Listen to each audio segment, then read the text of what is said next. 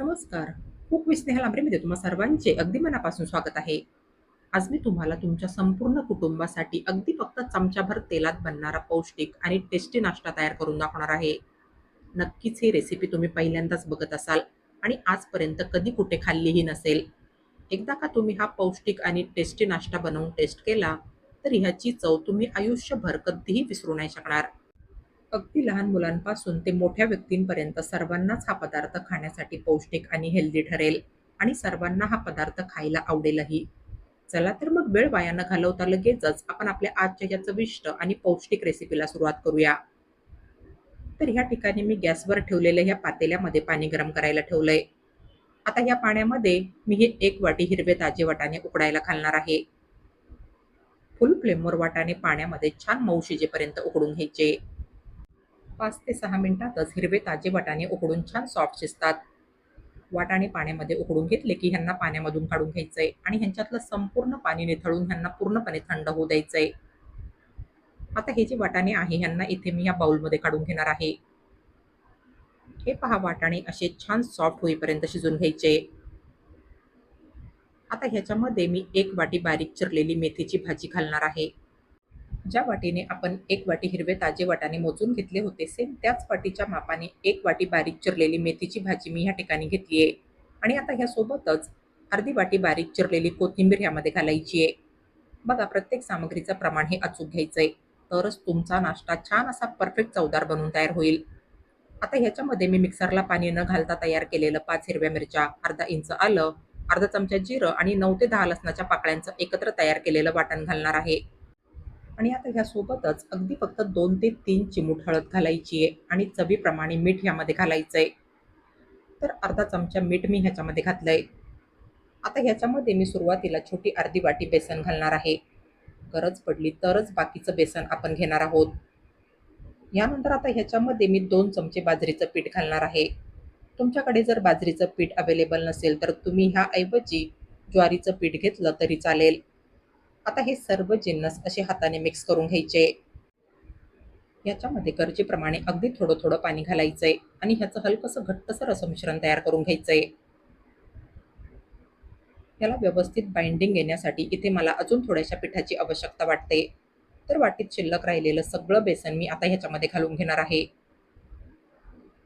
बघा गरज पडेल त्यानुसारच पिठाचा वापर करायचा आहे आणि ह्याचं मिश्रण तयार करून घ्यायचंय. हे पहा मिश्रण असं हलकंसं घट्टसर तयार करून घ्यायचंय.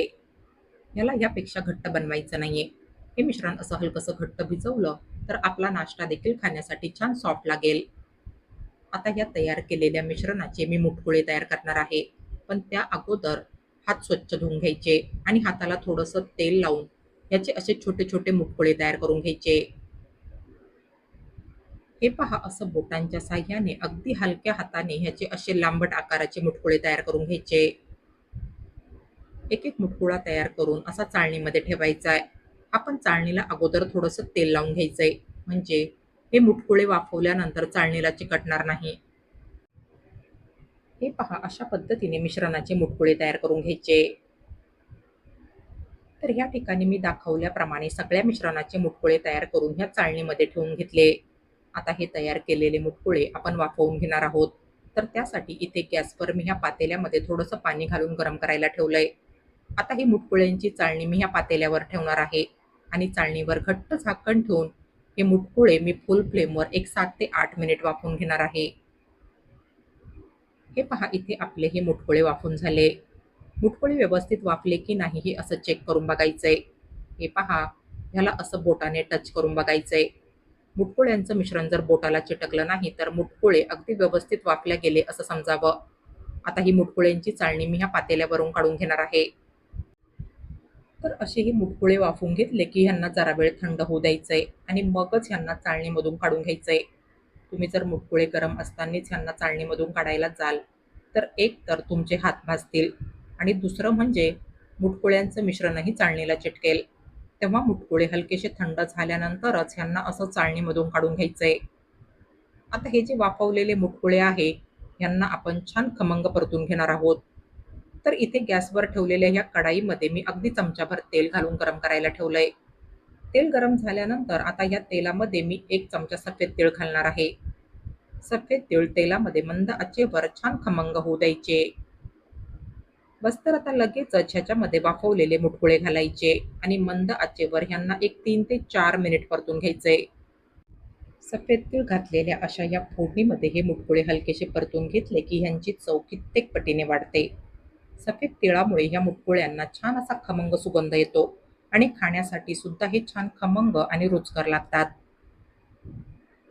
तर असे हे मुटकुळे जरा वेळ परतून घेतले की सर्वात शेवटी ह्याच्यामध्ये थोडीशी कोथिंबीर घालायची आहे आणि अर्ध्या लिंबाचा रस ह्यामध्ये पिळून घालायचा आहे. घातलेली कोथिंबीर आणि लिंबाचा रस ह्या मुटकुळ्यांमध्ये मिक्स करून घेतली की लगेचच गॅस बंद करायचा आहे आणि हे गरमागरम खमंग मुटकुळे खाण्यासाठी सर्व्ह करायचे. तर हे पहा, अतिशय खमंग, रुचकर, पौष्टिक आणि टेस्टी असा नाश्ता आपला ह्या ठिकाणी तयार झालाय. हे मुटकुळे चवीला फारच जबरदस्त लागतात. एकदा का तुम्ही हे असे गरमागरम खमंग आणि चवदार मुटकुळे बनवून टेस्ट केले, तर तुम्हाला हे नेहमीच बनवून खावेसे वाटतील आणि खाल्ल्यानंतर ह्याची चवही तुम्हाला आयुष्यभर आठवेल. नक्कीच हे असे एवढे टेस्टी मेथी मटार मुटकुळे तुम्ही आयुष्यात कधीही कुठेही टेस्ट केले नसतील. असा हा चमचाभर तेलात बनणारा खमंग, चवदार, हेल्दी आणि पौष्टिक नाश्ता तर मी नेहमीच बनवत असते.